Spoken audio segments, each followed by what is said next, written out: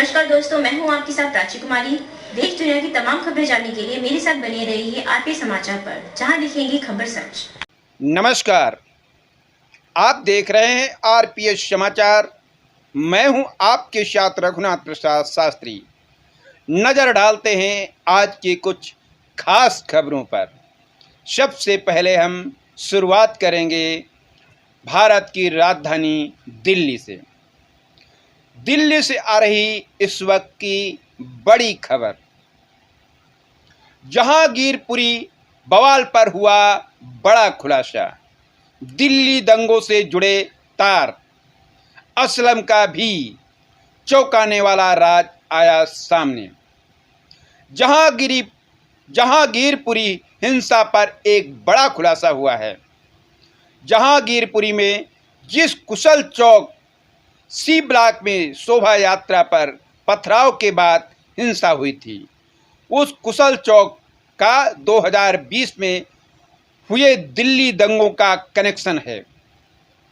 कुशल चौक से करीब 7 बसों में भरकर बांग्लादेशी महिलाएं, बच्चे व पुरुषों को शाहीन बाग प्रदर्शन में शामिल होने के लिए ले जाया गया था।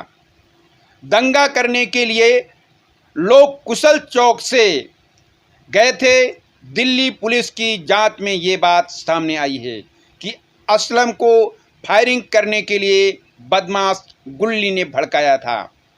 दिल्ली पुलिस की अपराध शाखा के एक वरिष्ठ अधिकारी ने बताया कि दिल्ली पुलिस की स्पेशल सेल ने कोर्ट में जो चार्जशीट दाखिल की है, उसमें लिखा हुआ है कि सीए व एनआरसी के दौरान सी ब्लॉक कुशल चौक से 6 से 7 बसों में भरकर अवैध बांग्लादेशी महिलाएं, बच्चों और पुरुषों को शाहीन बाग प्रदर्शन में शामिल करने के लिए ले जाया गया था। करीब 300 लोगों को ले जाया गया था। इतना ही नहीं, चार्जशीट में ये भी लिखा हुआ है कि पथराव और दंगा करने यहाँ से लोग गए थे। दिल्ली पुलिस अब इन तमाम चीज़ों को ध्यान में रखते हुए जहांगीर पुलिस हिंसा की जांच की जा रही है।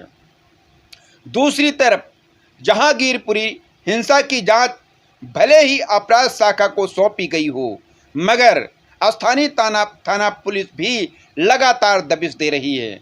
दंगों में 2 बड़े बदमाश अंसार और असलम के अलावा अब तक 21 गिरफ्तारियां हो चुकी हैं। 2 नाबालिग को भी पकड़ा गया है। जांच में ये बात सामने आई है कि असलम को फायरिंग करने के लिए इलाके के एक बदमाश गुल्ली ने भड़काया था। अपराध शाखा व स्थानीय थाना पुलिस गुल्ली को पकड़ने के लिए धरपकड़ कर रही है। हत्या के प्रयास में हुआ गिरफ्तार। पुलिस के अनुसार अलीपुत्र जसीमुद्दीन का पार्किंग को लेकर झगड़ा हुआ था। वह इलाके में ही पार्किंग चलाता है और इसी झगड़े में उसने आकाश उर्फ अक्कू और उसके दोस्त पर पत्थर फेंके थे। जवाब में दूसरे पक्ष ने भी पत्थर फेंके थे। अली ने अपने दोस्तों के साथ मिलकर गोली चलाई थी, जो शहजाद नाम के एक व्यक्ति के सिर में लगी थी। इस मामले में पुलिस ने जनवरी महीने में ही अली के खिलाफ हत्या के प्रयास व अन्य धाराओं में एफआईआर दर्ज की थी और उसे गिरफ्तार भी कर लिया गया था। Bureau report, Delhi. एक बड़ी खबर आ रही है मुंबई से। शिवसेना विधायक की पत्नी की मौत, घर में फंदे से लटका मिला 100। इस मामले में ज्वाइंट सीपी ने बताया कि शुरुआत में पुलिस को फांसी लगाने की सूचना मिली थी। इसके बाद 100 को कब्जे में लेकर पोस्टमार्टम के लिए भेजा जा रहा है। मुंबई में शिवसेना विधायक मंगेश कुलाकर की पत्नी रजनी कुलाकर की लाश फंदे से लटकी मिली। घटना की सूचना मिलते ही पुलिस अधिकारी मौके पर पहुंच गए और 100 को पोस्टमार्टम के लिए भेज दिया गया है। हालांकि शिवसेना विधायक की पत्नी की मौत कैसे हुई, इस बारे में अभी तक कोई पुख्ता जानकारी नहीं मिल पाई है। कुंडालकर का घर कुर्ला में नेहरू नगर थाना क्षेत्र में स्थित है।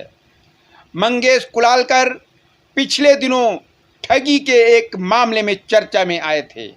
राजस्थान के भरतपुर की नगर विधानसभा क्षेत्र के सीकरी थाने के मेवात क्षेत्र के ठगों ने उनसे सेक्स चैट कर 5,000 रुपये की ठगी की थी।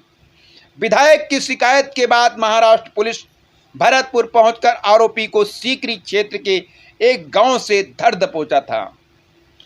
वहीं इस मामले में ज्वाइंट सीपी ने बताया कि सूचना मिलते ही शव को कब्जे में लेकर पोस्टमार्टम के लिए शव भेजा जा रहा है।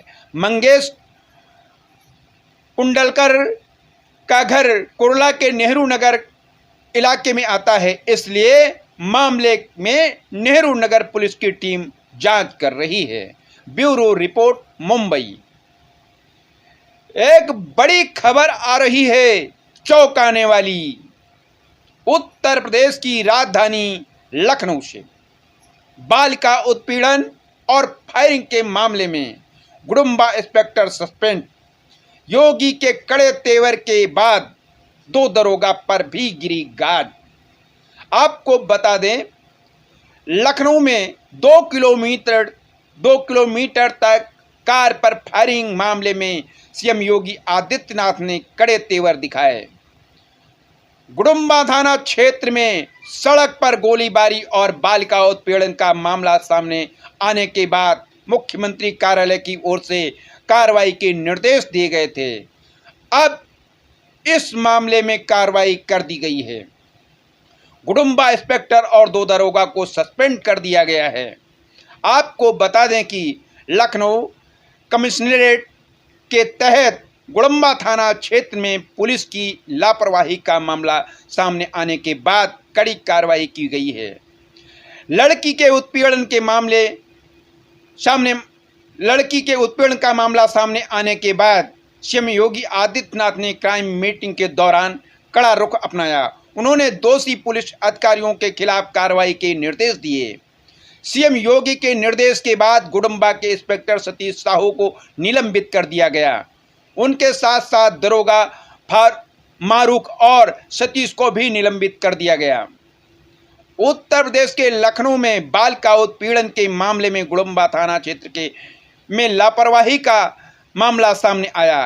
कार पर फायरिंग का मामला सामने आने के बाद पुलिस की सक्रियता पर सवाल खड़े हो गए। इटौंजा में वाटर पार्क से लौटते समय एक कार को निशाना बनाकर 2 किलोमीटर तक लगातार फायरिंग की बात सामने आई। इस मामले में पुलिस कमिश्नर DK ठाकुर ने सोमवार की देर रात 2 इंस्पेक्टर बीट इंचार्ज को निलंबित कर दिया।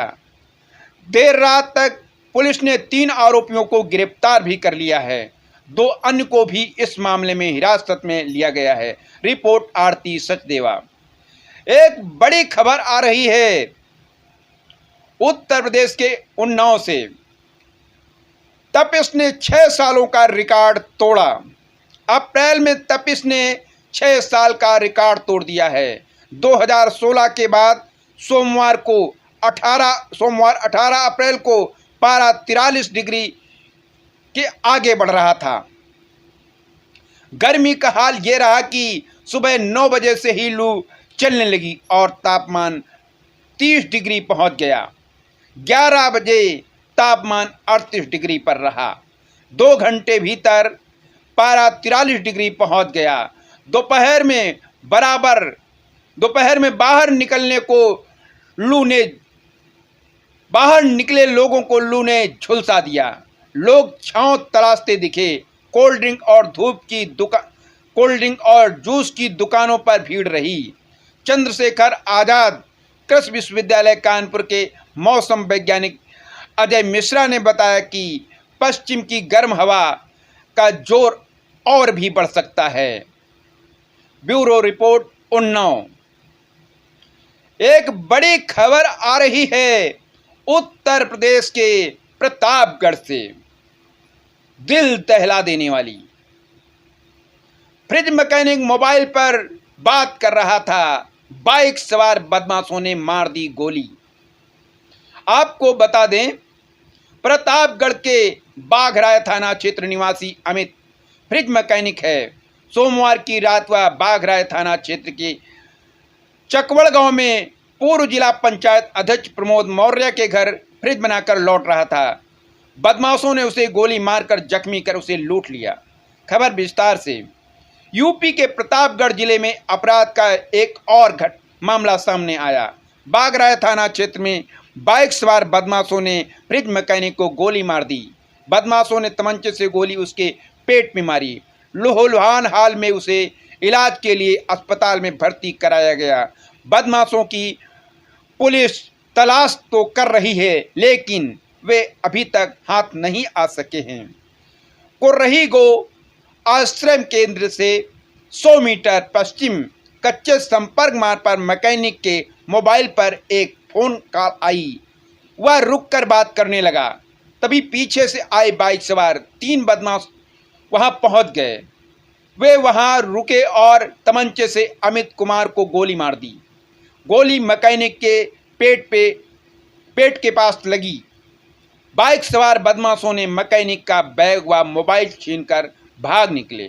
गोली लगने के बाद भी बाइक चलाकर अमित घर पहुंचा।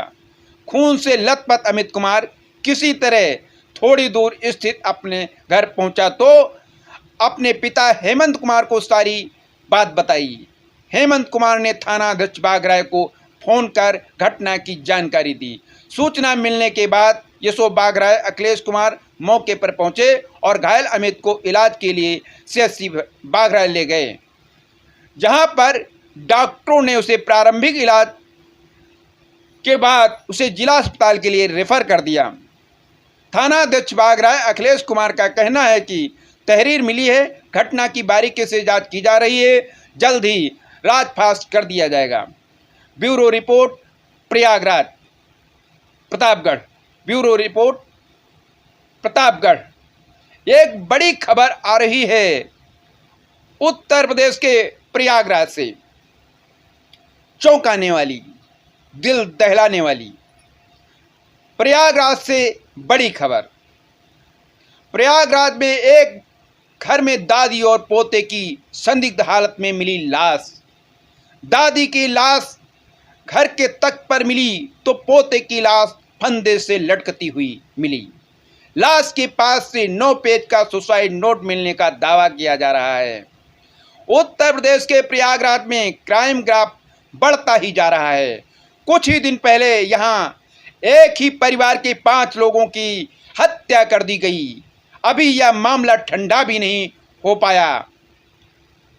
एक ही घर में दादी और पोते की संदिग्ध हालत में लाश मिली। प्रयागराज के फूलपुर इलाके के ढोकरी गांव में एक घर के अंदर दादी और पोते की लाश मिली।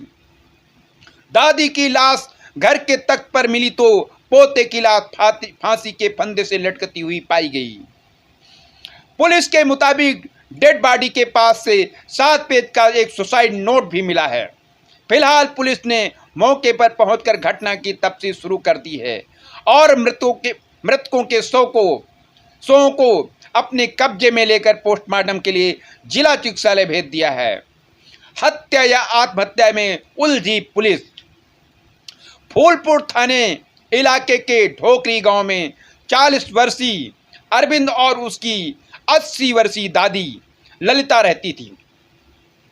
संदिग्ध अवस्था में दोनों की मौत हो गई।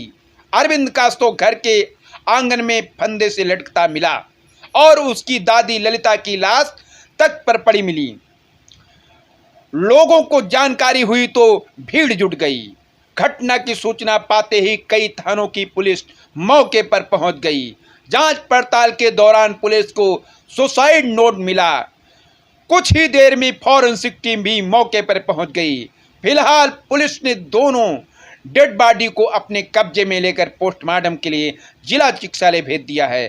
फिलहाल हत्या या आत्महत्या की गुत्थी सुलझाने के लिए पोस्टमार्टम रिपोर्ट का इंतजार किया जा रहा है। सुसाइड नोट में कई लोगों पर आरोप, मृतक के कपड़े से सुसाइड नोट 9 पेज का पुलिस को मिला। इसमें पत्नी समेत ससुराल के 7 लोगों पर तमाम आरोप लगाए गए हैं। लिखा है कि वह पत्नी और ससुराल वालों से परेशान हो गया था। सुसाइड नोट मिलने के बाद पुलिस ने अरविंद के ससुराल पक्ष के 2 लोगों को हिरासत में लेकर पूछताछ शुरू कर दी है। प्रयागराज के एसएसपी अजय कुमार ने कहा कि पुलिस ने अरविंद के ससुराल पक्ष के 2 लोगों को हिरासत में ले लिया है। उनसे पूछताछ की जा रही है। आशंका है कि दादी को मारने के बाद अरविंद ने खुदकुशी की है। फिलहाल इस घटना के हर पहलू की जांच की जा रही है। Bureau report, Prayagraj. एक बड़ी खबर आ रही है उत्तर प्रदेश के कानपुर से।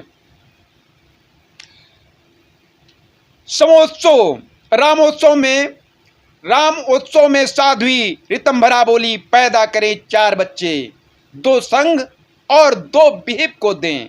भैया जी जोशी और रामविलास वेदांती ने कही ये बात। विहिप द्वारा आयोजित रामोत्सव कार्यक्रम में श्री राम के 6000 स्वरूपों ने सबको आकर्षित किया।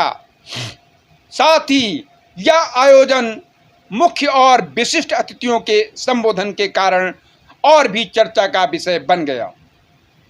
खबर विस्तार से। कानपुर में रविवार को विश्व हिंदू परिषद विहिप का अनूठा रामोत्सव आयोजित हुआ। यह आयोजन हजारों युवा मर्यादा पुरुषोत्तम श्री राम और सबसे बड़े पुष्पक विमान के लिए पसंद किया गया। तो वहीं कार्यक्रम में पहुंचे विशिष्ट अतिथियों के संबोधन और बयानों के कारण भी चर्चा का विषय बन गया। बता दें कि विहिप के इस कार्यक्रम में साध्वी ऋतंभरा, भैया जी जोशी, डॉक्टर रामविलास वेदांती जैसे दिग्गज शामिल हुए।